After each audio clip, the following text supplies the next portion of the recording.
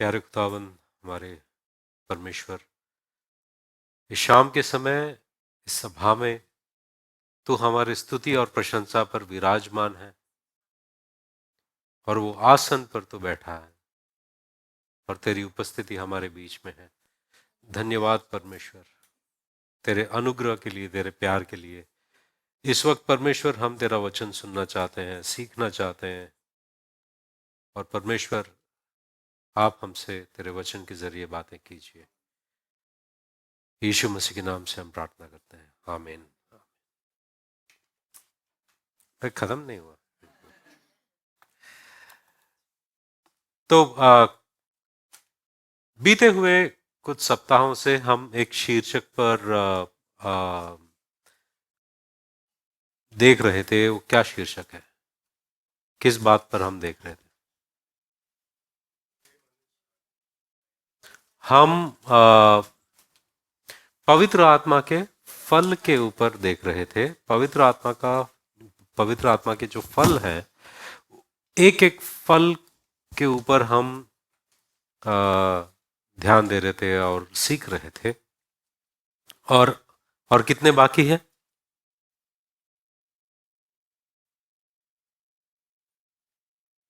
हमने प्रेम पर किया, और प्रेम, आनंद, शांति, धीरज, कृपा, भलाई,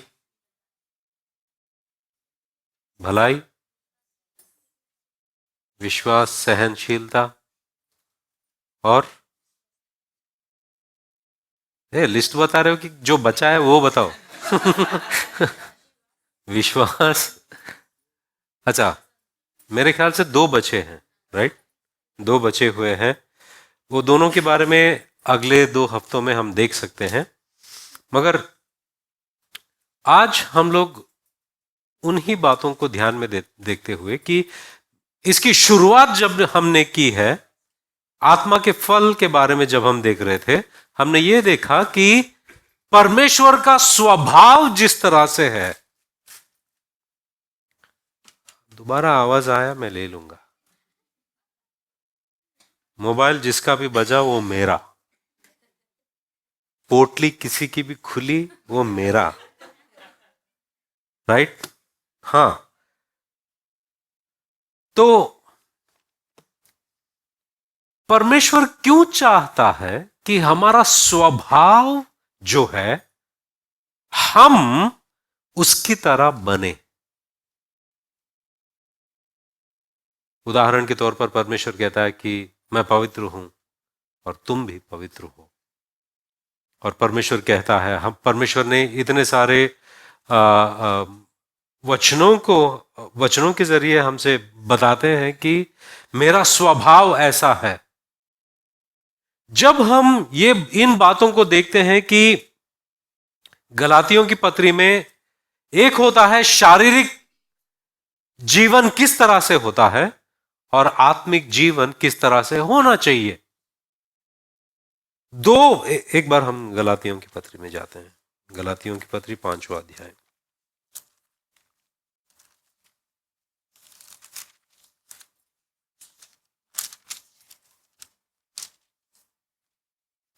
गलातियों की पत्री 5वां अध्याय में हम 13 वचन से जब हम देखेंगे, 13 से 15 तक, और 16, 17, 18, 19, 20, 21, 22, 23, 24, 25 और 26, ये सारे वचनों को जब हम देखते हैं, 2 तरह के जिंदगी के बारे में लिखा गया है। 2 जीवन के बारे में बताया गया है। एक, शारीरिक जीवन क्या होता है। शारीरिक जीवन क्या होता है? हे भाइयों, तुम स्वतंत्र होने के लिए बुलाए गए हो, परंतु ऐसा ना हो कि यह स्वतंत्रता शारीरिक कामों के लिए अवसर बने, वरन प्रेम से एक दूसरे के दास बनो, क्योंकि सारी व्यवस्था इस एक ही बात में पूरी हो जाती है, तू अपने पड़ोसी से अपने समान प्रेम रख। पर यदि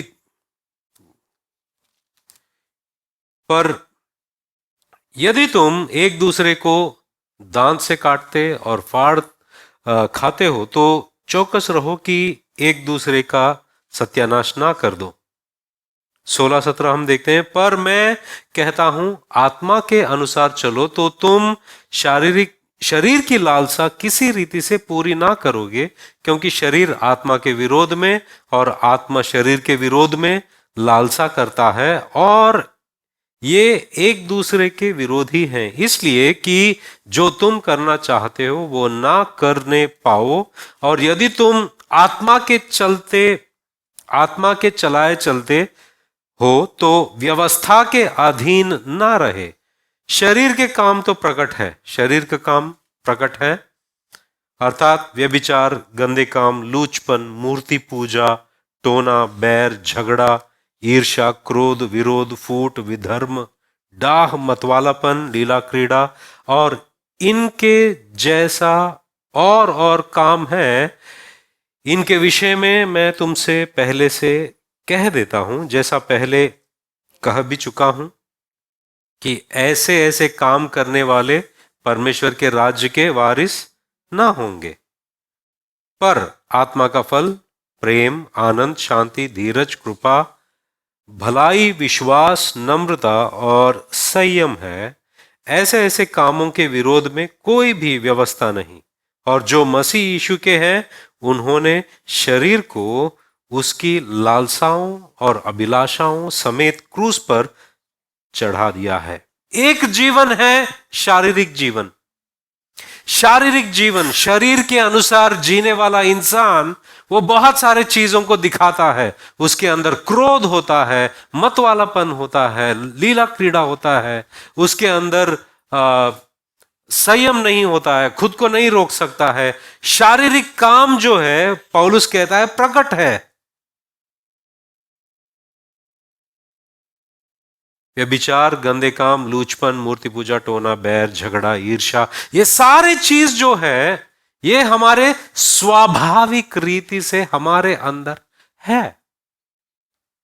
जब हम परमेश्वर को नहीं जानते थे, हमारा मन, हमारा दिल, हमारा हृदय, हमारी जो आत्मा है, वो सारे, हमारा दिल, खास तौर पर हमारा दिल जो है वो इन सारे चीजों से भरा हुआ है और इन सारे चीजों से बना हुआ है।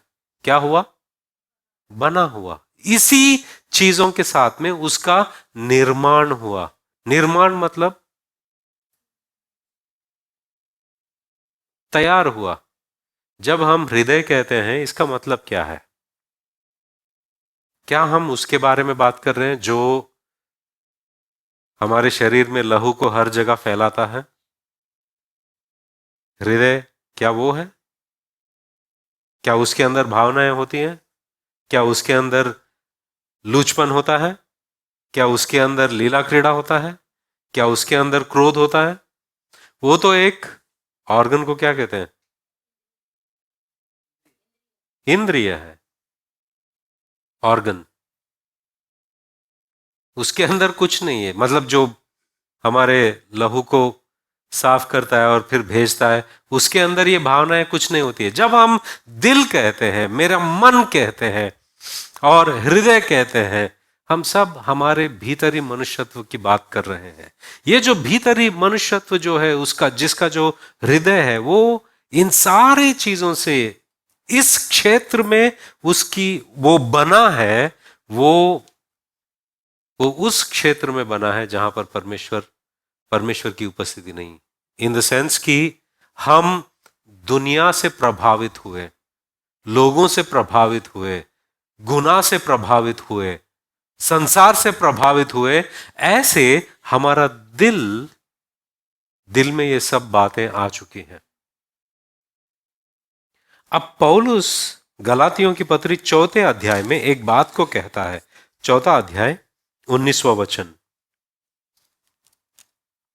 हे मेरे बालकों, जब तक तुम में मसीह का रूप ना बन जाए,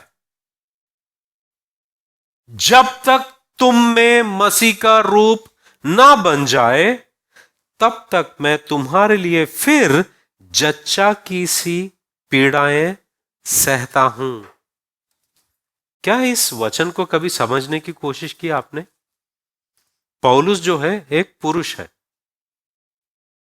और वो जन्म देने की बात कर रहा है, और जन्म देने के वक्त जिस तकलीफ से एक औरत गुजरती है उस तकलीफ के बारे में बात कर रहा है। वो ये कह रहा है कि मैं, हे मेरे बालकों, जब तक तुम में मसीह का स्वरूप ना बन जाए तब तक मैं तुम्हारे लिए फिर जच्चा की सी पीड़ाएं सहता हूं। तुम्हारे लिए मैं सह रहा हूं ये सारे दर्द को। जच्चा में क्या होता है? बच्चा पैदा होता है। मगर पौलुस कह रहा है मैं एक मां के नाई तुम्हारे लिए मैं मेहनत कर रहा हूं ताकि तुम्हारे अंदर किसी का स्वरूप बने। तुम्हारे अंदर किसी का स्वरूप बने मतलब एक रीति से पौलुस जिस तरह से बातों को कह रहा है, तुम जच्चा तो मैं तुमको जन्म दे रहा हूं, मगर तुम्हारे अंदर किसका स्वरूप बन रहा है? यीशु मसीह का स्वरूप बन रहा है। और वो यीशु मसीह का स्वरूप तुम्हारे अंदर पूरी तरह से बन न जाए तब तक मैं ये तकलीफों को सहते रहूंगा, ताकि आपके अंदर वो स्वरूप पूरा पूरा निखर के बाहर आए।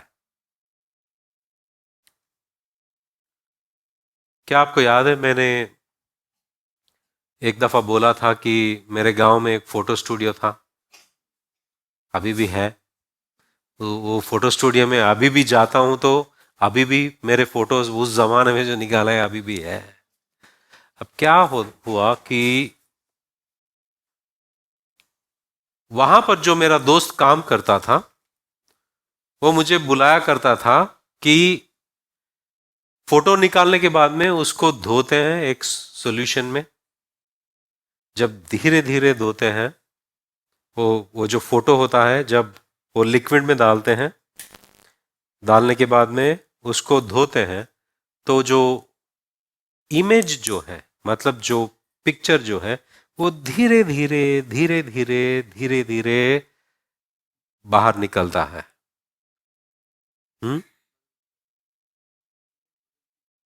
इमेज पूरा होते जाता है, क्लैरिटी आती रही। फिर जब ऐसा होता है कि पूरा हो जाता है। कितने लोगों को पता है ये? कितने लोगों को पता है जो फिल्म को फोटो को अंदर सॉल्यूशन में धोते हैं तो धीरे धीरे वो पिक्चर आता है?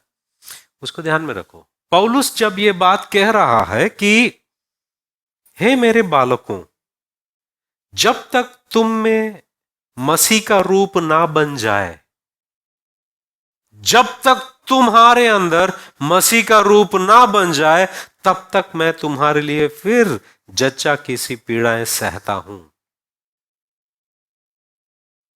हम बार बार बात करते हैं, सुनते हैं लोग कहते हुए कि पवित्र आत्मा की अगुवाई, पवित्र आत्मा की अगुवाई, पवित्र आत्मा हमें अगुवाई कर रहा है।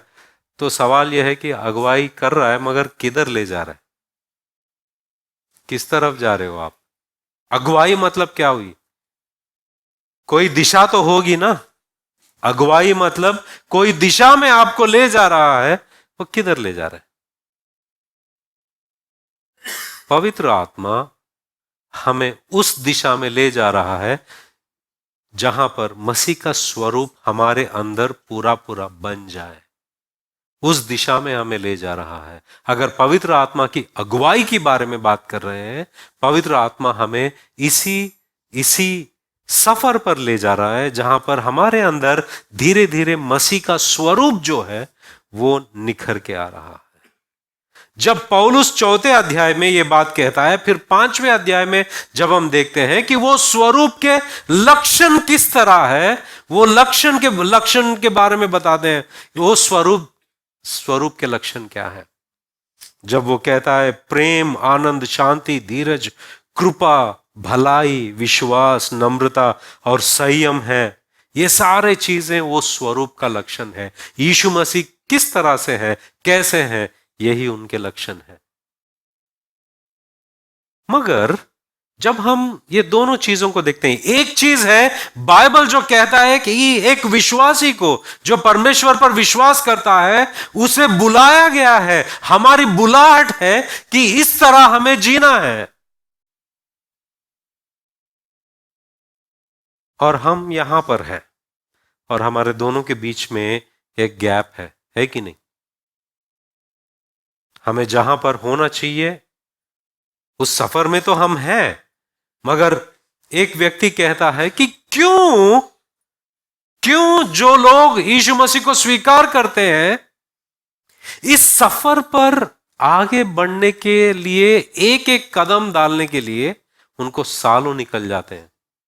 मतलब वो आत्मिकता के और यीशु मसीह के स्वरूप में बदले जाने की और में एक छोटी कदम लेने में ही उनके सालों बीत जाते हैं। क्यों इतनी दिक्कत है? क्योंकि एक तो उनको लगता है कि मेरी जिंदगी ऐसी ही है। एक्चुअली वो जो किताब में जो जीवन के बारे में लिखा है वो मेरे लिए नहीं है और ऐसा मैं जी भी नहीं सकता। वो मेरे लिए है ही नहीं, वो किताबों में ही ठीक है, मेरे लिए नहीं, क्योंकि मैं ऐसा हूं या ऐसी हूं। इनका जो नजरिया है, परमेश्वर ने जो योजनात्मक रूप से वचनों में जो लिखा है, जो दिया है, इन बातों को ये लोगों ने कभी समझा नहीं। इसीलिए उनको लगता है कि वो बहुत दूर है और मैं यहां हूं, मैं कभी आत्मिक इंसान नहीं बन सकता या बन सकती। उद्धार पाया वही बहुत हो गया। अभी उद्धार के बाद में बढ़ना जो है, आत्मिक बनना जो है, लोग भूल गए। उनको लगता है, कभी भी आपने पूछे होंगे, जब भी मैं जाता हूं अलग अलग देशों में, लोग पहली बार जब वो सुनते हैं कि अच्छा आप मुसलमान परिवार से यीशु मसीह को स्वीकार किए हो, हाँ हाँ, आपके माँ बाप सब मसीह में हैं, तो हाँ है, हाँ बस बस हो गया। मतलब कुछ लोगों के लिए मसीह बनना ही उनका सफर का अंत है। मतलब यीशु मसीह में आ गए हो, यीशु मसीह को स्वीकार करते हो, बस हो गया, फिनिश, अपना मतलब वो हासिल हो गया है। मगर वो तो शुरुआत है। अब यहां से यीशु मसीह को स्वीकार करने के बाद में आत्मिक रीति से बदल जाना और मसीह का स्वरूप हमारे अंदर निखर आना, वो हमारा मकसद है। हम हम जर्नी के शुरुआत में ही उसको फिनिश लाइन समझ लिया। सफर के शुरुआत में ही हमने फिनिश लाइन डाल दिया है कि हाँ, यीशु मसीह को स्वीकार किया, खत्म हो गया।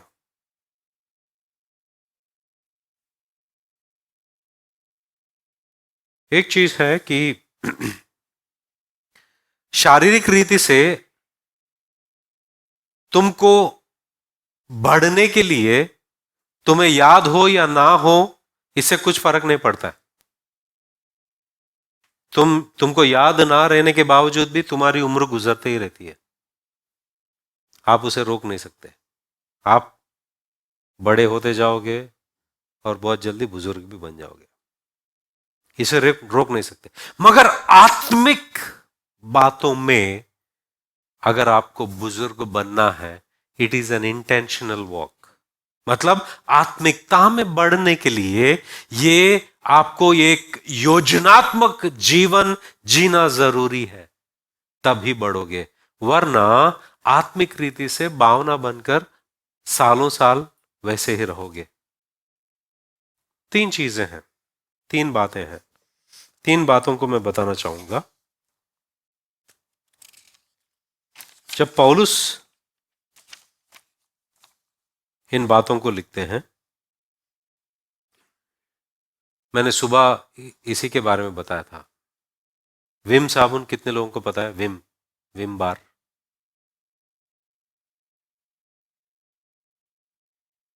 You know it. Vim bar कितने लोगों को पता है? सबको पता है। विम का स्पेलिंग बताओ।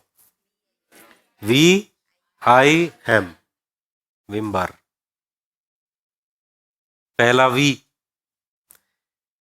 विजन। क्या? विजन। विजन मतलब क्या है कि क्या आपने कभी भी अपने आप को बदला हुआ सा देखा है?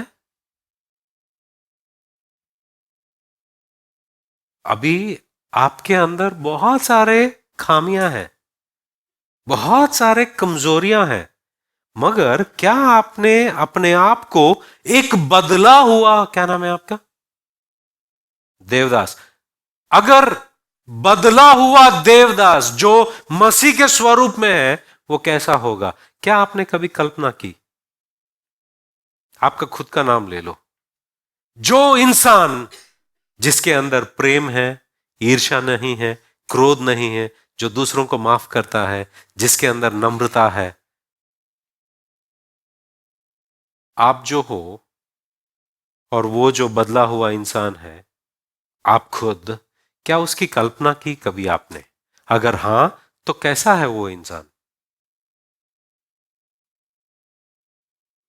समझ में आ रहा है? Vim bar.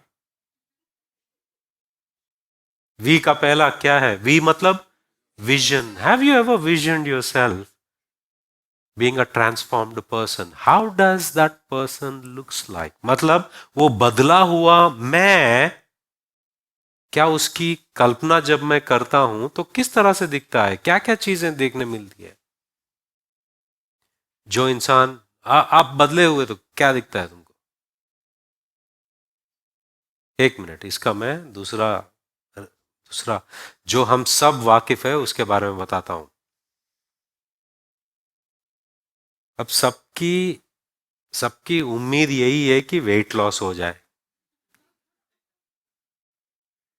वजन घट जाए। अगर मर्द है तो उनके सिक्स पैक आ जाए, अगर पतले हैं तो मस्कुलर बने, राइट? मतलब अलग, सबकी अलग अलग प्रॉब्लम है यार, सबकी एक नहीं है। अभी देखो वो कब से क्या क्या खा रहा है वो, मतलब ये तू पीछे क्या देख रहा है? इधर देख, प्रिंस की बात कर रहा हूं मैं। नीतीश को भूल गया मैं, वो भी बहुत मेहनत कर रहा है मसल बनाने के लिए।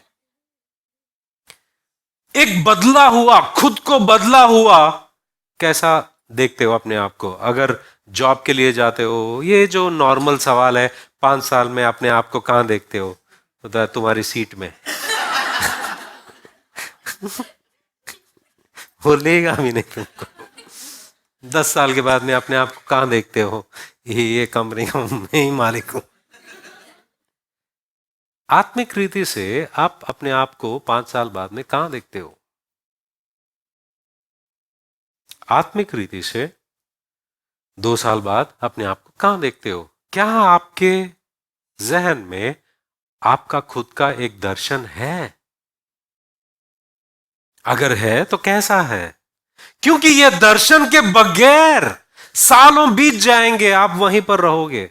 इसीलिए बार बार जब हम देखते हैं, पौलुस हो, पतरस हो, याकूब हो या कोई भी हो, वो एक चित्र को दिखाते हैं कि ये हम हैं, उस महिमा में खड़े हैं, परमेश्वर के साथ में हैं, हमारा स्वरूप ऐसा है और उस सफर में है। इसलिए हमेशा पौलुस और बाकी प्रेरित जो हैं, वो जो चित्र हमें दिखाने की कोशिश करते हैं, क्या तुम्हारे खुद के बारे में, आपके खुद के बारे में ये चित्र है क्या? Without this vision you wouldn't know where you are going. ये बिना आपके खुद के एक दर्शन के बगैर आप किस तरफ जा रहे हो, क्या उम्मीद कर सकते हो, या आपको कुछ पता नहीं।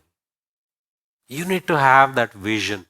Where do you see yourself? मैं ये आपकी नौकरी के बारे में बात नहीं कर रहा हूं, और नौकरी में अगर आप ये सवाल पूछ रहे हो, अच्छी बात है, क्योंकि आप उसके लिए काम करोगे, राइट? अगर नौकरी में सोच रहे हो कि 5 साल में मुझे मैनेजर बनना है, तो क्या करोगे? अभी से क्या करोगे? मेहनत करोगे। 5 साल में मुझे ये बनना है, 6 महीने में फलाना वाले की शादी हो रही है, उसमें मुझे पतला होना है, एग्जाम्पल। क्या करोगे आप? एक बार वो दर्शन क्लियर है आपके सामने कि मुझे इस तरह बनना है, तो आप क्या करोगे? उसकी तरफ काम करोगे। मगर अब बात यह है कि अगले 2 साल में परमेश्वर के लिए तुम क्या बनना चाहते हो? तुम्हारे आत्मिक स्वभाव के बारे में क्या अपने आप को बदला हुआ देखना चाहोगे? You need to have that vision. विम बार में पहला वी क्या है? विजन।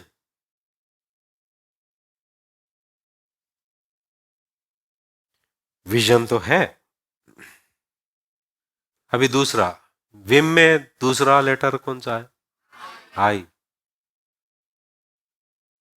आई का मतलब है इंटेंशन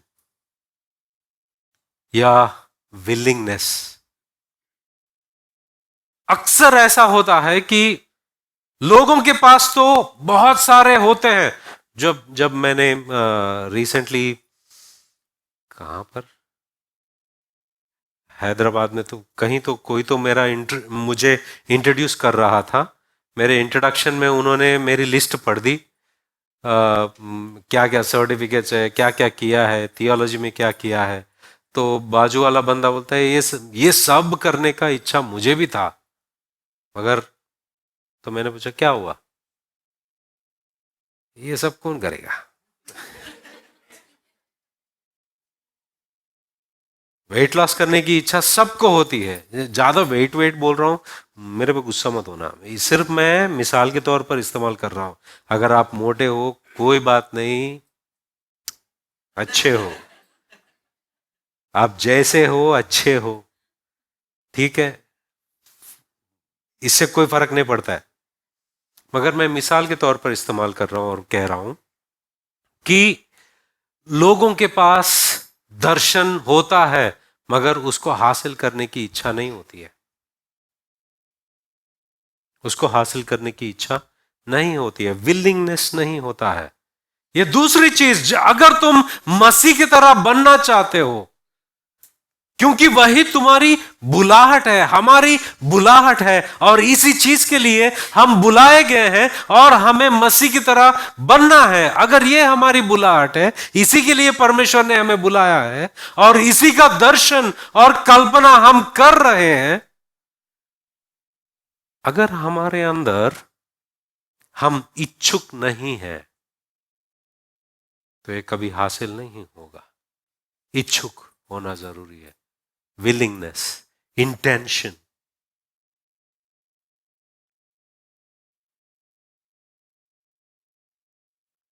ये दूसरा है, intentional, being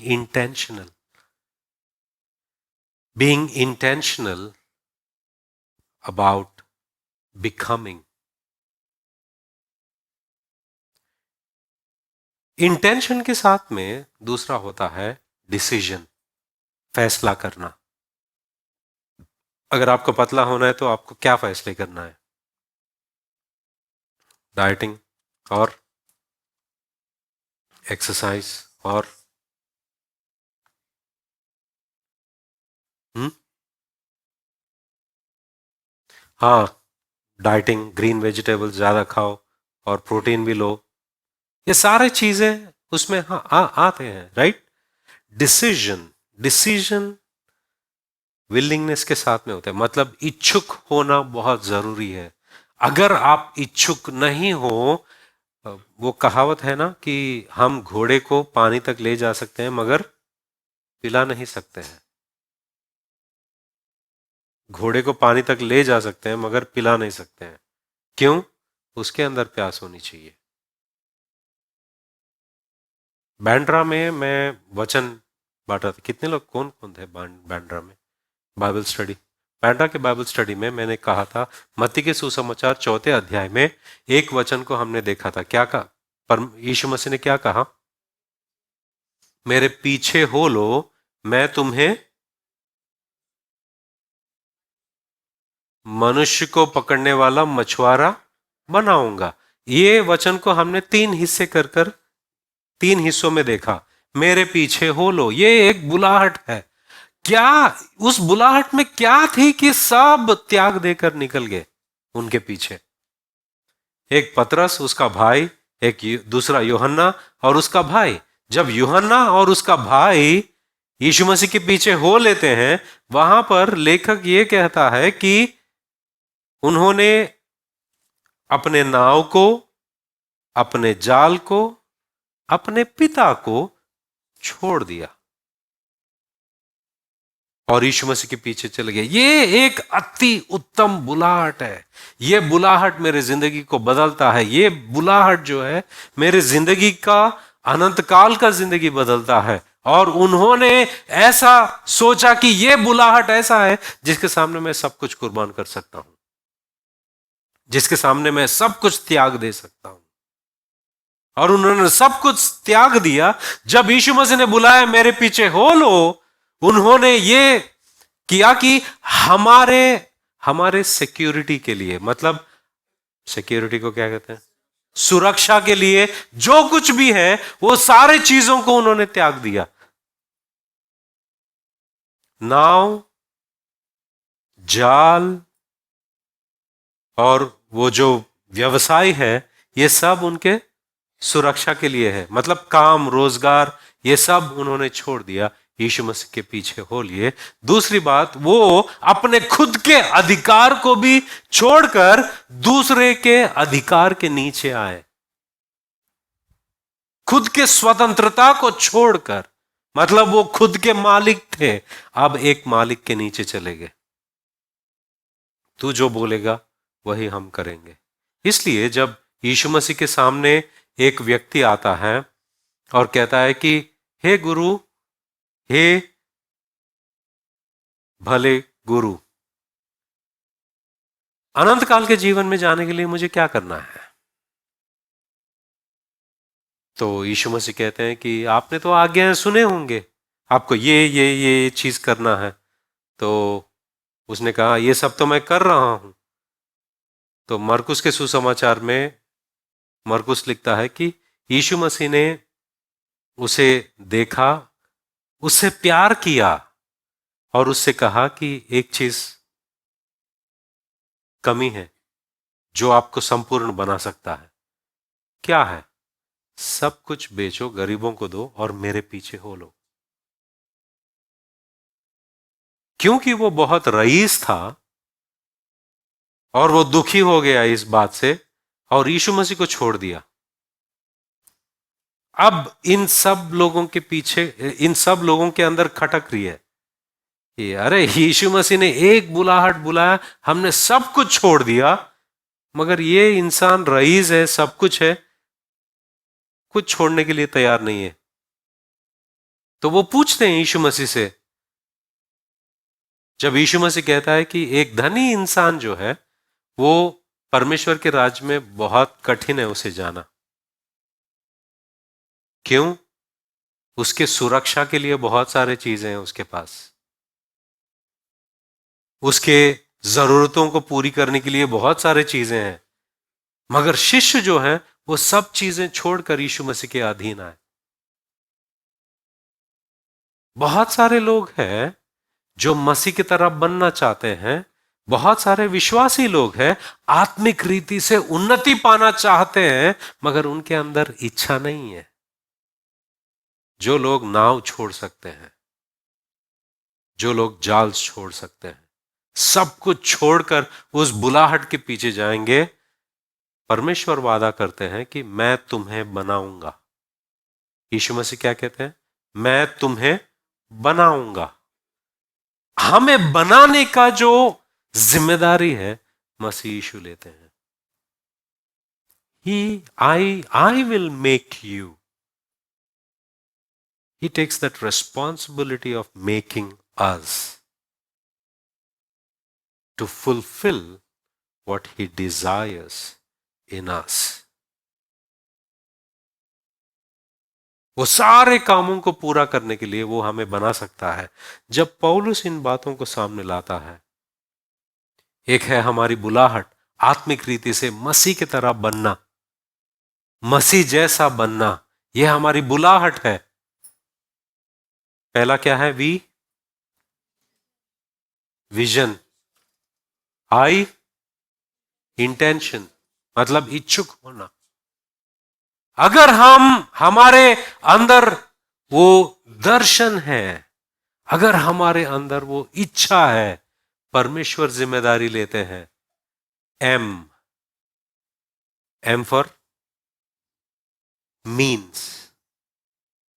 means instruments which we implement to bring about the transformation. मतलब जो जरिया है हमें बदलने का, वो परमेश्वर वो सारे औजार को हमारे जिंदगी में लाता है जिससे हम बदल जाते हैं।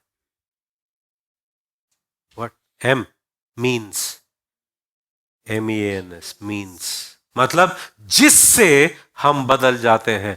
जब हम बाइबल में देखते हैं what is the means of our transformation, it's the spirit, the holy spirit. हम वो पवित्र आत्मा से बदले जाएंगे, मगर वो बदले जाने से पहले हम इच्छुक होना जरूरी है।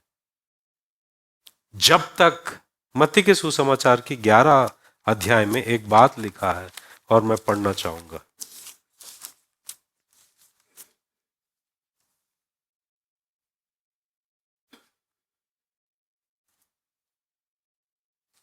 मत्ती के सुसमाचार 11 का 28, वहां पर यीशु मसीह कहते हैं कि हे सब परिश्रम करने वालों और बोझ से दबे हुए लोगों, मेरे पास आओ, मैं तुम्हें क्या दूंगा? विश्राम दूंगा। मेरा जुआ अपने ऊपर उठा लो। सुबह मैं इसी बात पर कह रहा था कि जब यीशु मसीह कहते हैं कि मैं तुम्हें विश्राम दूंगा और मेरा जुआ जो है तुम्हारे ऊपर ले लो। जब जुआ कितने लोगों को पता है? जुआ, ये जुआ नहीं है। जुआ जो है, जो एक बैल के, 2 बैल के कांधे पे जो रखते हैं, उसे जुआ कहते हैं। उसे जुआ कहते हैं। उसको लगकर जो होता है उसे हल कहते हैं। उसे हल नहीं कहते, उसे जुआ कहते हैं। उस जुआ पर आप हल भी लगा सकते हो, उस जुआ पर आप वो गाड़ी भी रख सकते हो, मगर जुआ रहना बहुत जरूरी है। यीशु मसीह क्या है कि मेरे पास आओ, मैं आपको विश्राम दूंगा, पास आते जुआ आपने कंधे पे रख दिया। ये ऐसा है कि बचपन में हमारे माँ बाप बोलते हैं कि इधर आ, इधर आ, मैं नहीं मारूंगा, इधर आ, इधर आ जा, नजदीक आ जा, मेरा अच्छा हो जा, आ जा। नजदीक आता एक लगा दिया। यीशु मसीह ऐसा नहीं। यीशु मसीह का मतलब क्या है यहां पर कि हे सब परिश्रम करने वालों और बोझ से दबे हुए लोगों, मेरे पास आओ, मैं तुम्हें विश्राम दूंगा। मेरा जुआ अपने ऊपर उठा लो। ये फैसला है। इसी को हम कहते हैं इंटेंशन। मेरा जुआ अपने ऊपर लो। दिस इज, जो इंसान बदलना चाहता है, जो इंसान मसीह की तरह बनना चाहता है, यहीं पर वो अपनी इच्छुक होने का, जो इच्छुक हो जो होता है, वो इसी से अपने आप को दर्शाता है कि वो यीशु मसीह का जुआ अपने ऊपर लेता है। क्यों पता है? मेरा जुआ अपने ऊपर उठा लो। जुआ के नीचे 2 बैल होते हैं। अगर एक तरफ तुम हो, दूसरी तरफ कौन है? यीशु मसीह। जब यीशु मसीह बुलाते हैं, आओ मेरा जुआ नर्म है, क्योंकि बोझ सब मैं उठाऊंगा, तो बस मेरे साथ इच्छुक बनकर खड़े रहे। और वो कहता है, मेरा जुआ अपने ऊपर उठा लो और मुझसे सीखो। क्या? मुझसे सीखो, क्योंकि मैं नम्र और मन में दीन हूं, और तुम अपने मन में विश्राम पाओगे। क्योंकि मेरा जुआ सहज और मेरा बोझ हल्का है। मेरा जुआ नरम है, हल्का है। यीशु मसीह हमें इस सफर पर बुला रहे हैं, जो सारा काम वही करेंगे। वो जो वो जो परिवर्तन हमारे अंदर, जो पौलुस कह रहा है कि मसीह का स्वरूप आपके भीतर में आने तक मैं परिश्रम करता ही रहूंगा, और मैं ये सारा दर्द जो है सहता रहूंगा। और वो मसीह का स्वरूप हमारे अंदर आने के लिए परमेश्वर पवित्र आत्मा का इस्तेमाल करता है, और वो हमारे अंदर वो परिवर्तन लाता है। हमारी ओर से क्या चाहिए यीशु मसीह को? इच्छा। प्रॉब्लम कहां आता है? वहीं पर आता है, हम इच्छुक नहीं है। क्यों? हमारी इच्छा कहीं और है, हमारी पसंद, हमारी इच्छा कहीं और है। इसीलिए हम आत्मिक रीति से वहीं पर हैं।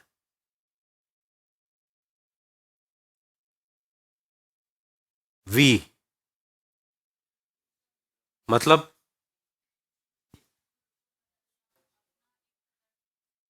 खुद को बदला हुआ जो व्यक्ति है, वो किस तरह दिखता है? क्या उसका दर्शन है?